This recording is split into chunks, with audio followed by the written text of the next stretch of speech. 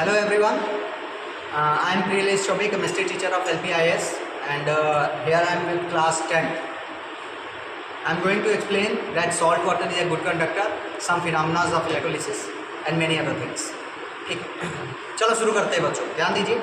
देखिए यहाँ पे हमने क्या बनाया है, एक सर्किट बनाया है, एक बैटरी लिया है, बैटरी को एक LED लाइट से जोड़ा है और फिर इसे दो नीडल से हमने जोड़ दिया है।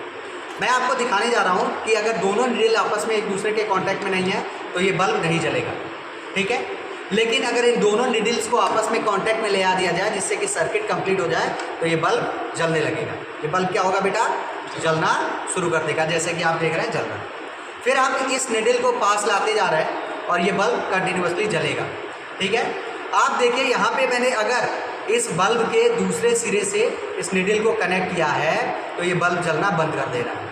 इसका मतलब ये नहीं कि इस वायर में अभी करंट नहीं फ्लो कर रहा है, करंट अभी भी फ्लो कर रहा है, लेकिन करंट जो है अब शॉर्टेस्ट पाथ को पाना चाहता है। यहाँ से निकल रहा है पॉजिटिव टर्मिनल से और यहाँ से निकल के फिर नेगेटिव टर्मिनल में चला जा रहा है। जैसे कि इलेक्ट्रॉन नेगेटिव टर्मिनल से निकल रहा है और ये पॉजिटिव टर्मिनल में चला जा रहा है शॉर्टेस्ट पाथ को पाके।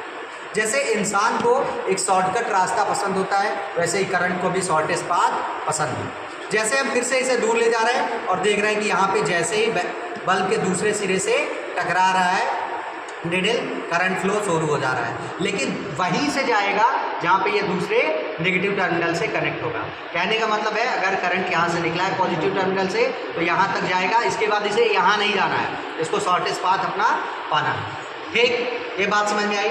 आगे देखिए, मैं आपको दिखाने जा रहा हूँ कि कैसे कोई भी नॉन इलेक्ट्रोलाइट जो होता है वो इलेक्ट्रिसिटी कंडक्ट नहीं करता है। इसका एक्सपेरिमेंटल प्रूफ हम देखने जा रहे हैं। यहाँ पे इन दोनों नीडल्स को लिया मैंने और दोनों नीडल्स को मैं एथेनॉल में डुबोने जा रहा हूँ और मैं यहाँ पे दोनों को डुबो के दिखा रहा हूँ आपको कि बल्ब नहीं जल रहा है। अगर हल्का फुल्का जल रहा है तो वो इसलिए इसमें शायद थोड़ा बहुत सॉल्ट होगा इसी वजह से, नहीं तो ये बल्ब नहीं जलेगा। वहीं अगर इसी दोनों नीडल को मैं लेके किसी ये नॉर्मल वाटर है, हमारा टैप वाटर है, टैप वाटर में मैंने डाला तो आप देखिए कितने तेज़ी से ये फ्लो कर रहे हैं दोनों नीडल। क्यों ऐसा इसलिए हो रहा है कि जो एथेनॉल का सॉल्यूशन था उसमें किसी भी तरह के आयंस नहीं थे जो करंट फ्लो करवाए। अब देखिए दोनों नीडल एक दूसरे को टच नहीं कर रहे हैं फिर भी इसमें करंट फ्लो हो रहा है। ऐसा इसलिए क्योंकि ये सॉल्टेड वाटर है, नॉर्मल वाटर है, टैप वाटर मैंने लिया और यहाँ पे करंट का फ्लो आपको देखने को मिल रहा है। और बेहतर समझना है तो इसमें मैं सोडियम क्लोराइड के 2-4 स्पैचुला डाल दे रहा हूँ और आप क्या देखेंगे जैसे जैसे सॉल्यूशन में आयन बढ़ रहा है वैसे वैसे इसके कंडक्टिविटी पावर बढ़ रही है। आप क्या देख रहे हैं कि इसकी ग्लोइंग कैपेसिटी बढ़ जा रही है। देख रहे हैं आप लोग बल्ब जो है वो ज़्यादा तेज़ी से ग्लो करने लगा। ऐसा इसलिए हो रहा है क्योंकि सॉल्यूशन में जो है वो आयंस बढ़ जा रहे हैं। एक और नोट करने वाली बात आप लोग यहाँ पे सीख सकते हैं कि यहाँ पे अगर बैटरी के बाहर जो वायर है इसे बोला जाता है एक्सटर्नल कनेक्शन, है ना, या एक्सटर्नल सर्किट, ठीक है। एक्सटर्नल सर्किट में आप क्या देख रहे हैं कि करंट फ्लो कर रहा है, तो यहाँ पे जो करंट फ्लो होता है बेटा वो मूवमेंट ऑफ इलेक्ट्रॉन्स की वजह से होता है। किसकी वजह से होता है? Movement of electrons. जबकि अंदर हम जाएंगे तो देखेंगे कि अंदर जो करंट फ्लो हो रहा है वो किसकी वजह से हो रहा है? आयंस की वजह से। किसी भी सॉल्यूशन में अगर करंट फ्लो होता है तो आयंस की वजह से होता है। अगर किसी सॉल्यूशन में आयन नहीं है तो वहाँ पे करंट का फ्लो नहीं होगा। कुछ देर तक अगर इसी रिएक्शन को हम छोड़ दें तो आप क्या देखेंगे यहाँ पे अंदर से बुदबुदे आने लगेंगे। Now you people can see कि यहाँ पे नीचे से एयर बबल्स निकलना शुरू हो जा रहे हैं एक रॉड से, है ना, और दूसरे रॉड से भी निकलना शुरू हो जाएंगे। तो यहाँ पे अगर एयर बबल्स निकल रहे हैं तो क्यों निकल रहे हैं? क्योंकि यहाँ पे हमारे पास जो सॉल्यूशन है उसमें NaCl है और वाटर है।